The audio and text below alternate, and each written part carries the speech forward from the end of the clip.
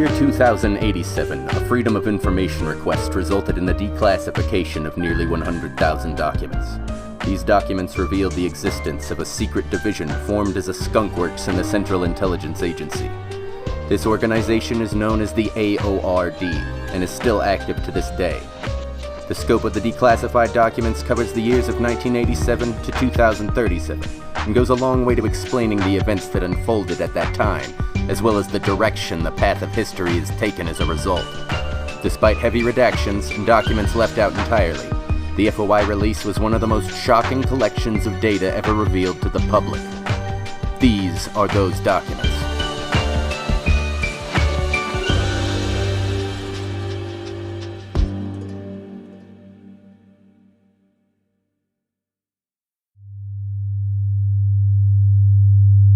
Case number: The Birch Woman.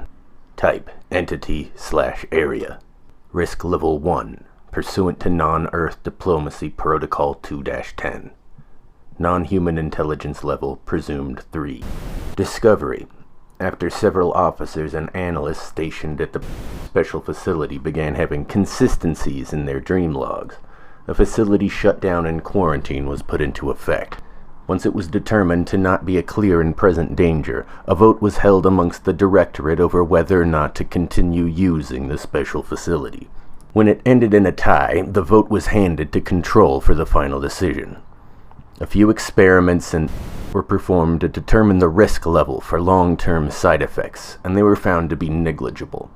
Despite this, there was a large amount of trepidation amongst Control about reopening the site. Many viewed it as an unnecessary risk, especially since the special facility's original purpose was to store anomalous materials, which had led to a truly dangerous problem. However, when other members of the AORD who had never been to the special facility began having similar dreams, a vote was passed to reopen the facility. After reopening, the dream consistencies were found among nearly all people stationed at the site, and the reason behind these consistencies became the immediate priority of the facility. Research began the same day, and it was quickly discovered that the facility had an implicit connection to a somni-spatial of some kind. As a result, the dream consistencies were attributed to the spillover, and the case was put aside. 3 months later, a research associate, one Miss, died in her sleep. The Protectorate AI, an early version of Anubis, immediately flagged her death as suspicious. On further review, it was found that Miss had been dreaming exclusively in settings designated common spaces amongst those working on site, as well as those working within 3.7 miles of the doorway and certain high-level trainees in the AC program, regardless of distance. The death was immediately labeled non-coincidental, and the case was reopened. When research was focused on the particular areas Miss dreamt about before her death, a reoccurring passageway was discovered, usually appearing as a perfectly dark tunnel under a road or a path, often with something emerging from it. Another research associate and close friend of Miss, one Mr. Rock, entered said pathway and discovered a much more vivid setting consistent with other semi-physical quasi-dream spaces the division has pioneered. Upon awakening, Mr. advised his superiors of this space, and it was later presumed to be the ultimate cause of Miss' death. A few nights into researching the space, the focus of the case was shifted from the location itself to the primary entity active within it. Dream Log 1-31, Research Associate, Miss. I had a dream last night that I'd made friends with a newlywed couple at a baseball game. We decided to continue the night with some kind of immersive theater project held at the site community center. The entire theater was packed, and the husband of the couple, I don't remember his name, he kept stepping on people's toes, and they were getting really pissed. I felt kind of bad for him, but more than that, I felt embarrassed to be associated with him. And I really wanted to tell him to keep a low profile since he wasn't part of the AORD.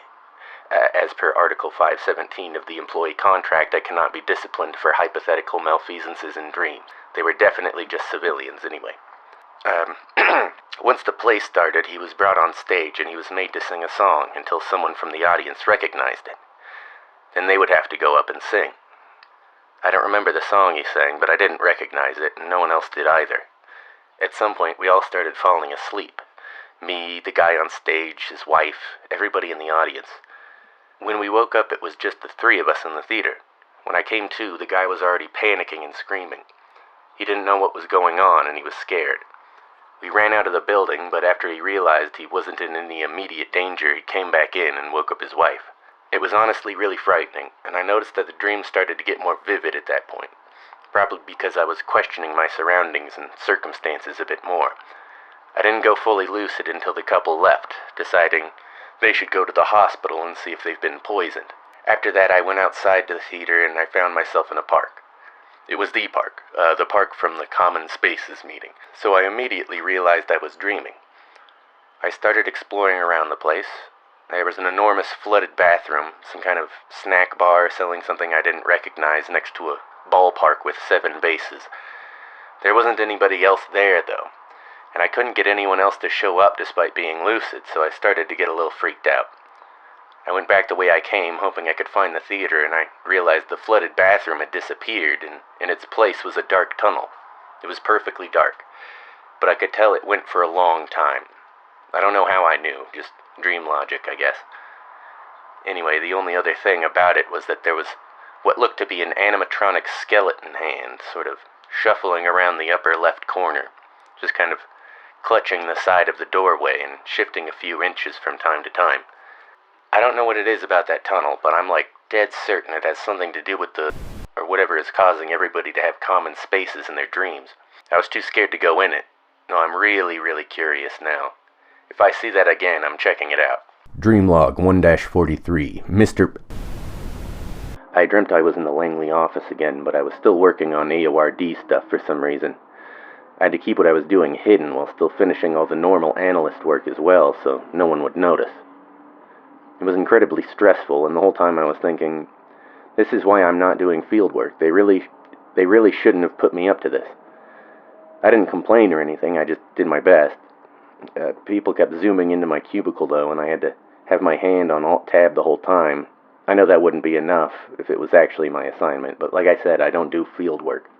People kept almost catching me, and I could tell people were starting to get suspicious. By the end of it, my teeth were literally falling out from all the stress. Then, at some point, they stopped coming in, and I noticed the office was really, really quiet.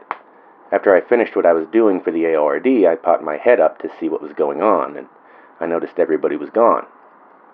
I almost woke up at that point because I immediately thought, like, oh shit, is here, and now I'm trapped in an illusion where time doesn't move forward. There was no sign of though, and I looked out the window. The sky wasn't brown. It was purpley twilight color, so I figured it's probably not, but that just meant it was something I didn't know about, so I just left as fast as I could. The second I got out of the elevator, I was already in a different place, a hotel.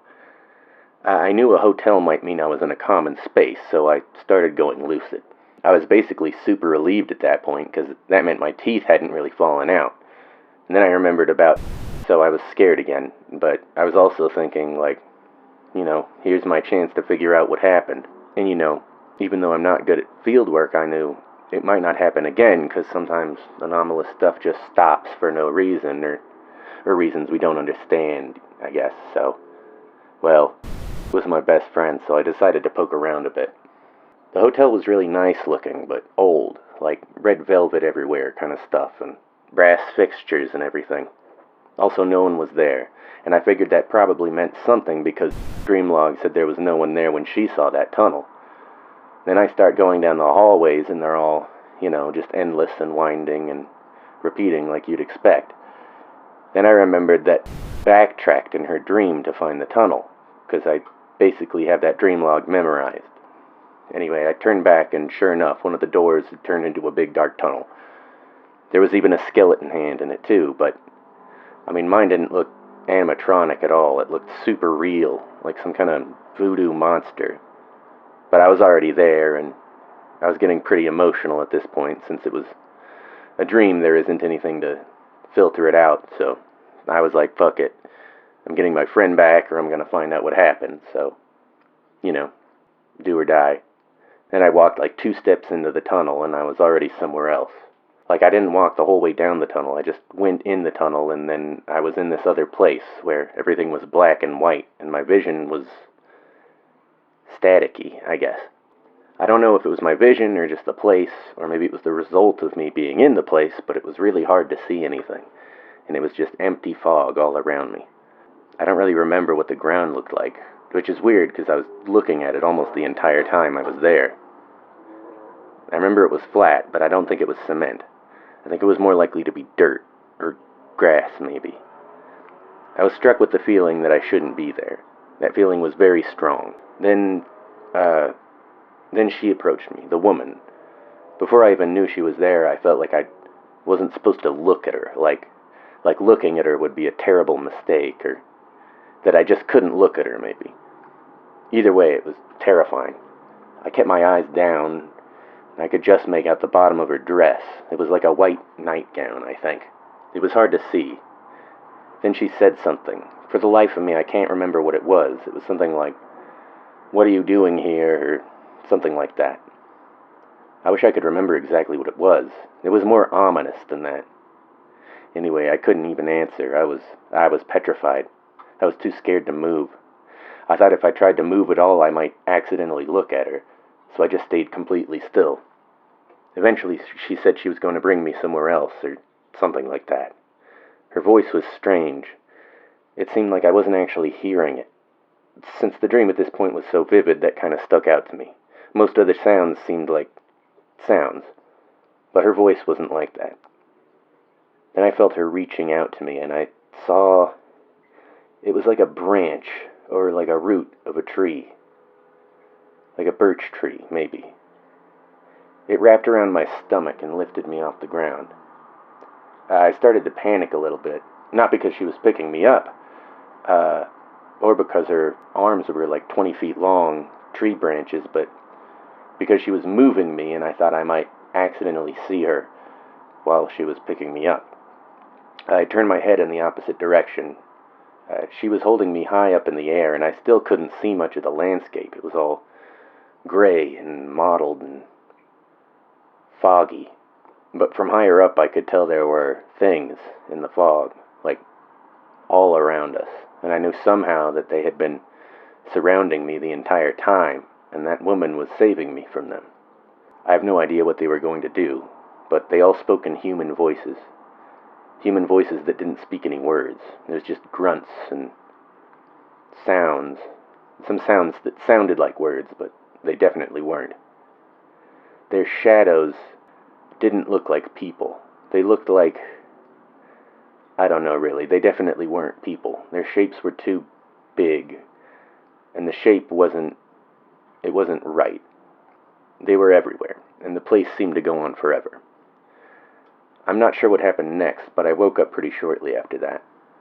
When I woke up, I was shouting, and I had my eyes squeezed shut. I was afraid that if I opened my eyes, she might still be there and I'd see her.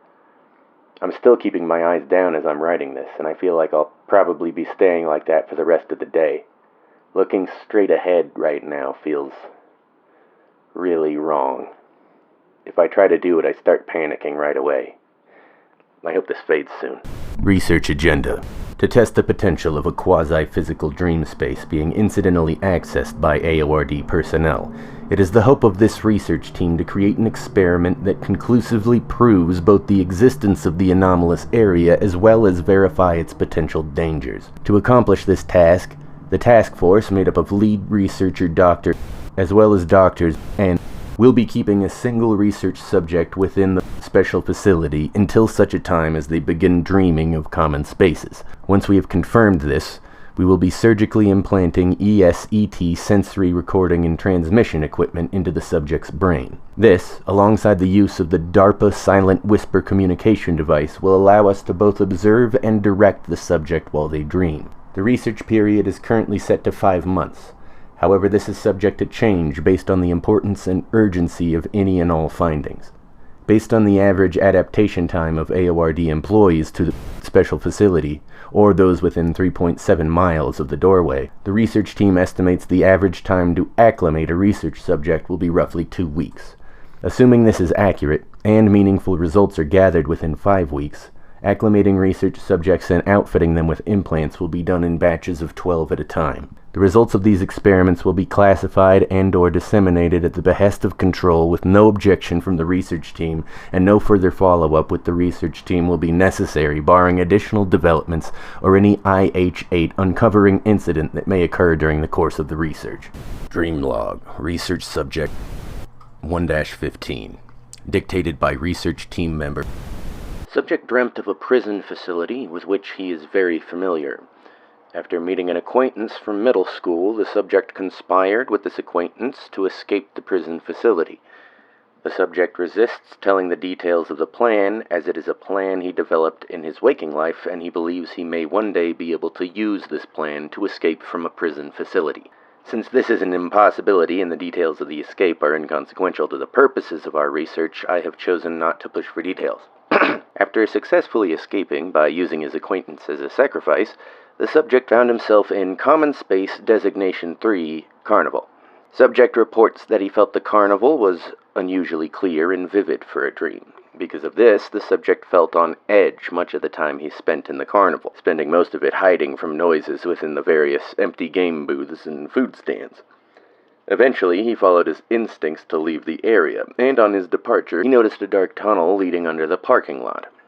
Subject did not enter the tunnel. Research log 1-1. Research subject, male. After confirming with the subject that they experienced a dream within a designated common space, subject is surgically outfitted with a full array of 100 nanohertz ESET cognition reformatting, recording, and transmitting devices. Subject is then affixed with a DARPA silent whisper dream communication device and left to recover normally. All dreams are then monitored. On the third night of observation, subject finds himself in Common Space Designation 4, Suburban Park, and is contacted via silent whisper. Subject is carefully guided into lucidity using the Behar method in order to avoid premature awakening. After brief negotiation, subject is cajoled into cooperation and guided around the common space for roughly 15 minutes. No sign of a darkened tunnel is found until subject is told to turn back the way he came. Where there was formerly a nondescript tool shed, there is now a darkened tunnel. Recordings show nothing emerging from it, but the subject reports that there appears to be a giant skeletal hand clutching the upper left corner of the portal. After another period of negotiation, the subject is convinced to enter the tunnel. Connection with the subject is lost for a period of 5 minutes and 13 seconds. Connection is re-established, but with very poor signal quality. Subject is in a heightened state of anxiety, though the restoration of communication does relieve him slightly. Subject reports he is surrounded by demons. Recordings cannot pick up any signs of anything around the subject. However, this is likely due to the poor connection. Subject reports that the creatures surrounding him look like giant silhouetted monsters that speak in human voices. Subject is directed to try and figure out what they are saying. Before subject is able to glean any information, the entity previously reported by research team member appears and halts the subject. This entity will heretofore be referred to as the woman, until a more suitable identity can be determined or designated. The woman has a brief interaction with the subject, who is in a state of terror measurably more intense than before. Subject does not directly look at the woman, but his eyes seem to be locked to the ground in front of her. This could either imply the woman has some sort of control over the subject, or that the subject instinctually considers the woman a bigger threat than his surroundings, despite being unable to look at her. After their interaction, the woman lifts the subject into the air with what appear to be wooden branches. From what few frames of the recording showed the ground below, it is estimated the subject was lifted 10 body lengths in the relative perception dream measurement scale, subjectively around 50 feet. No footage is recorded of the woman apart from a small portion of the bottom of her dress, which appears to be lightly dirty white lace. Based on the relative distance of the dress from the subject, roughly 5 body lengths, there appears to be an incongruity between the distance of the woman's body from the subject and the woman's voice from the subject.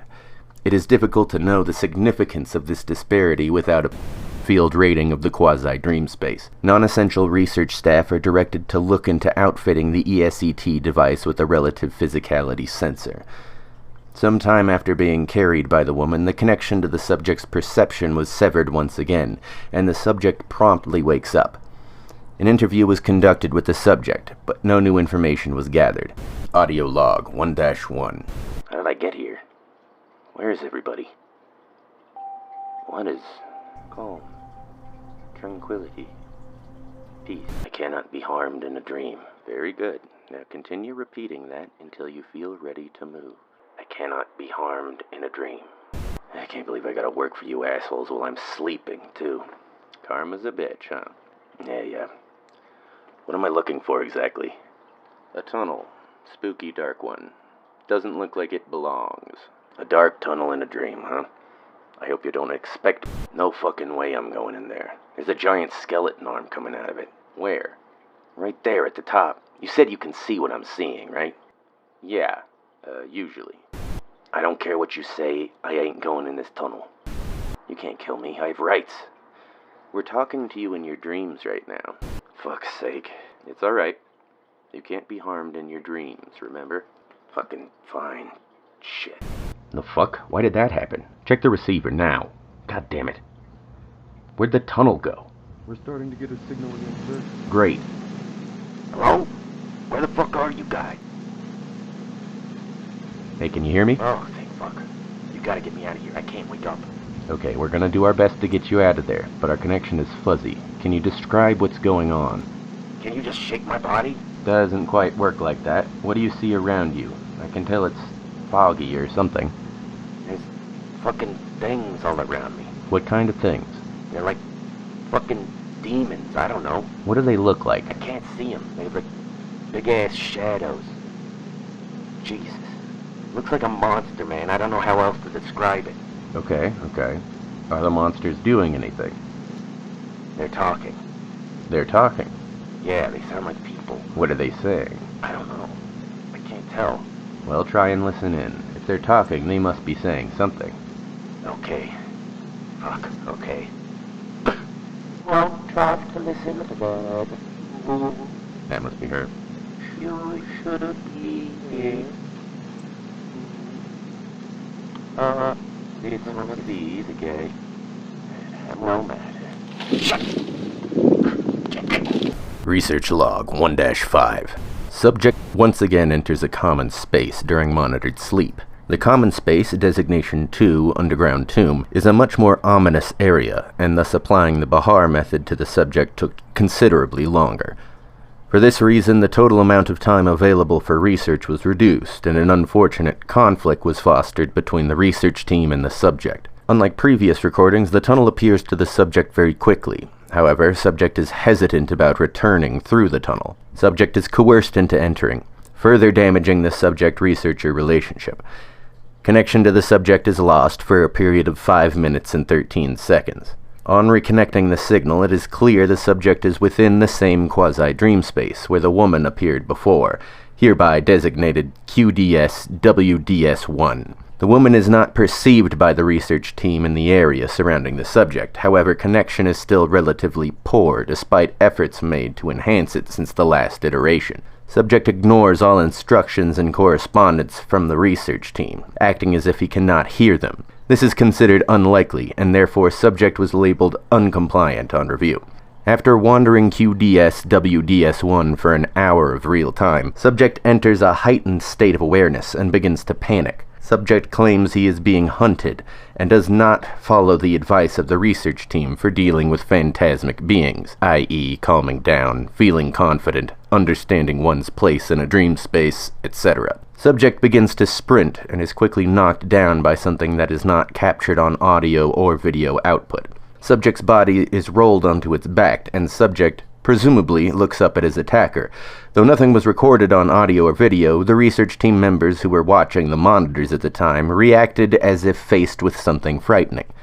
Immediately afterwards, subject's body disappeared from local reality, and research team members entered a permanent state of catatonia. Experiment was shut down by lead researcher Dr.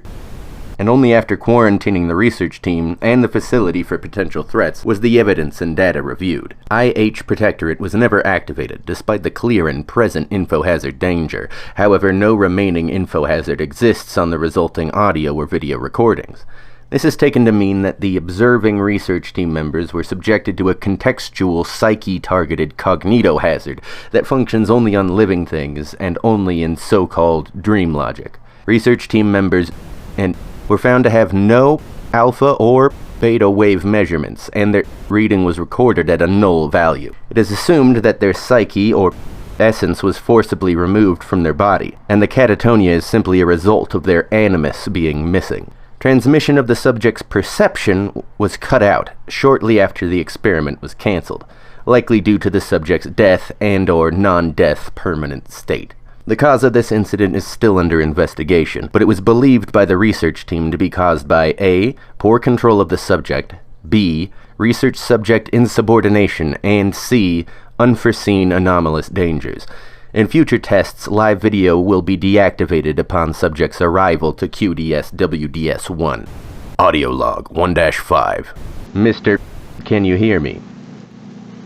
Mr. If you can hear me, you must reply. Fucking quacks. Making me go to this fucking place. Mr. We can hear you, so it's very unlikely that you cannot hear us. You're breaking up. I can't hear what you're saying. I really doubt that, Mr. Is something wrong? Holy shit. Mr. Calm down. What's the issue? Someone's coming for me. It said my name. I heard it. Do not overreact. This is a dream space. Remember? No. Stop. Running will only make... Jesus Christ, this idiot. What is... Research log 2-7. Subject is surgically outfitted with a full array of 100 nanohertz ESET cognition reformatting, recording, and transmitting devices. Subject is then affixed with a DARPA silent shout psyche device and left to recover normally. Monitoring of subject's dreams begins, and with use of the shout manifold, lucidity is induced automatically, and subject's intention is overruled by the research team. Despite direction from expert agency psychonauts, subject is not drawn into a common space for the length of the test. It is deemed implausible to actively seek out common spaces, as no pattern is recognized between the myriad instances of subjects and personnel dreaming of them. Research log 2-13. Subject is put into a state of semi-permanent sleep, and lucid dreams are induced every hour and a half, 24 hours a day. After 3 days, subject enters common space designation 1. Since subject's psyche and memory formation are under control of the research team, experiment is given permission to continue by control via courier, under advisement to avoid viewing certain areas within the door east partition of the dream space, due to potential security clearance conflicts should the common space become overlapped with the physical location of the Further, research lead, having been on the original pioneering mission, advises against wandering any further than kilometers from the door in any direction. Subject is led through 7 iterations of them before discovering a dark tunnel in place of a built workshop in the 8th iteration. Subject is directed through the tunnel. Transmission is once again broken for a period of 9 minutes and 3 seconds. At the moment of disconnection, research team member develops a nosebleed, assumed to be due to her connection to the subject through the silent shout device, as subject entered the tunnel, is immediately moved to medical quarantine as the test continues. Psyche is not reinforced when connection returns due to potential risk to the research team. As a result, subject is suddenly lucid and in control of his dream space physicality. As expected, subject is not awakened, despite his panic state and active attempts to wake himself up. Visual readout is then hidden, once again to avoid risks to the research team, and the rest of the experiment is completed with only audio. Subject expresses willingness to work along with the research team when promised they will find him the way out of QDS-WDS-1. Shortly after, subject is approached by the woman. Subject can be heard whimpering, but no longer attempts communication with the research team. It is assumed that the subject is unable to look at the woman as in previous explorations. The entity expresses dismay with the presence of the subject, and then disgust with the research team, which she somehow knows to be connected to the subject. She is able to intercept messages sent directly to the subject's psyche. Communication is attempted, but the entity is unwilling to cooperate. Despite this, the woman is heard to lift the subject and carry them to an unknown area within QDS-WDS1, after which subject awakens from their sleep. Despite heavy sedation and pre-positioned MK6 suggestion, subject is unable to be put unconscious in any way until the following night. It is also discovered that ESET brain implant has become unusable. Similarly, neither silent shout nor silent whisper devices have any effect on the subject. Subject is deemed unusable for the project and is sent back to be reassigned to a different project. Audio log 2-13. Where? Is this a dream? I can't wake up. Subject, can you hear me? Yes? Where are you? I'm speaking to you through the device we implanted in you. Do you remember that? Right. That's... okay. The place you are right now is what we're researching. I want to leave. Can I leave? I don't want to do this anymore. Yes, that's no problem. We'll get you out of there. Just follow my instructions very carefully. Okay. Yeah, I'm hearing voices coming... Don't listen to them. Ignore them as much as you can. What's wrong? You shouldn't be here. It's this. A prisoner. Is that the tree woman? There's something very wrong. What have you done? Forced to dream. Thoughts controlled like a puppet. This is sickening. This is profane. Why would you ever do such a thing? Try talking to her. Talk to me. Oh, I see. You're trying to learn about this place. About me. Fool. Can she hear us? Here. I don't know what your goal is, and I don't know how it is that you found your way here, but you should not return, any of you. Wait, what is this place? Enough of this. Research log 3-7. Subject is outfitted with the usual communication and recording array, as well as DARPA's silent whisper device, in order to avoid offending the entity. Subject is left to sleep and dream normally. After 5 days of observation, subject dreams of Common Space Designation 3, Carnival, and is brought to lucidity smoothly with the use of the Behar method. Initial exploration of the common space reveals concerning changes, namely with the buildings, items, and even the landscape, all of them appearing considerably more weathered and aged. No further differences are noted, and experiment continues. Tunnel is discovered in a carnival game booth, shooting gallery, and subject is directed inside it.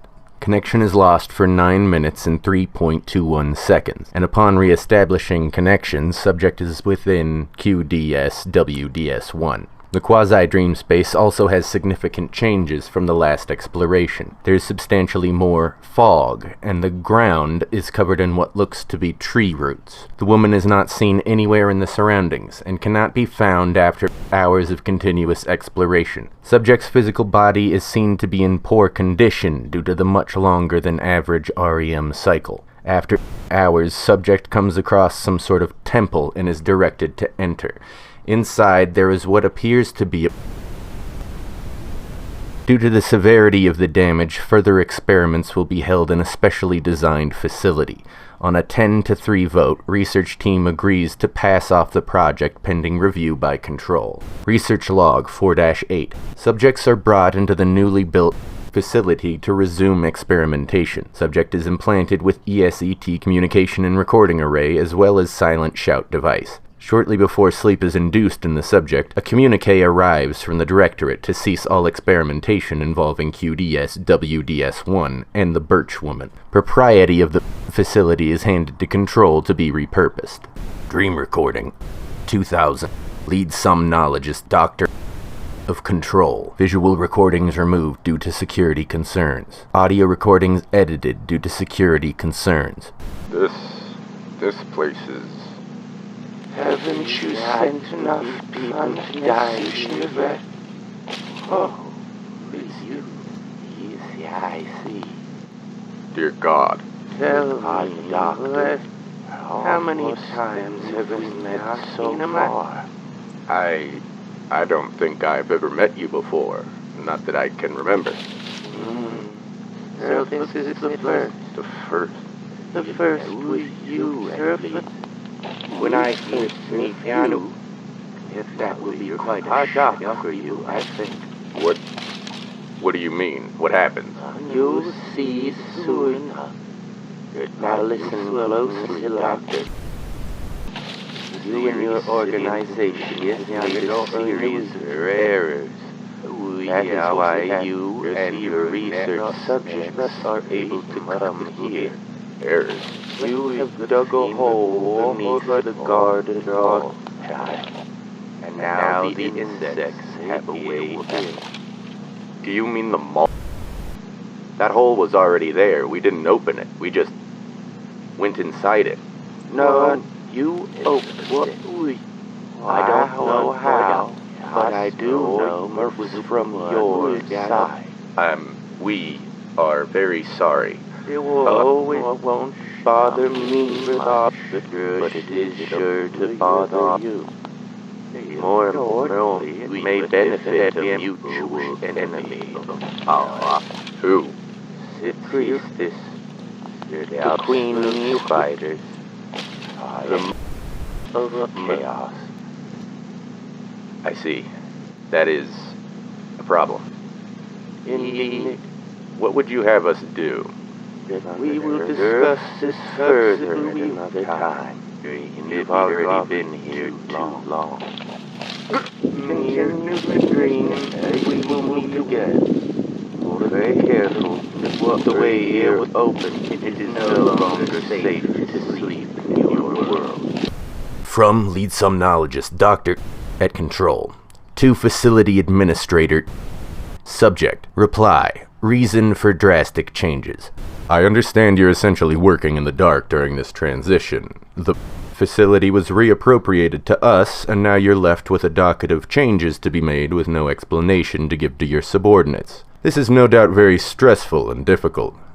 You must, however, persist, and you must prepare an explanation that will satisfy both your own subordinates and anyone who may transfer to the facility in the future. It is of critical importance that you succeed in making these changes and keeping anyone from getting curious, yourself included.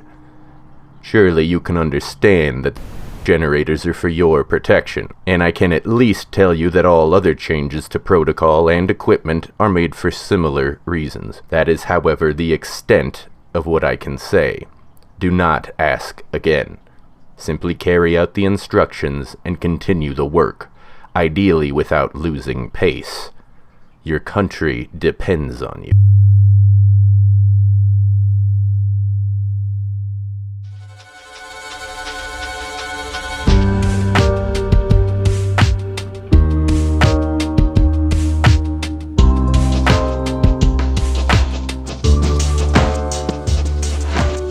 FOI is written, produced, and edited by Kit Curtis. The theme song, Illuminati Swagger, was produced by Albert Behar and made available on upbeat.io. That's upbeat with 2 P's and IO with an I and an O. This month's episode is titled Birch Woman, and it's based off a real lucid dream that I had. I was unable to look up for 5 hours. If you like this show and want to hear more of it, consider just giving me money. Please. Please. And thank you for listening.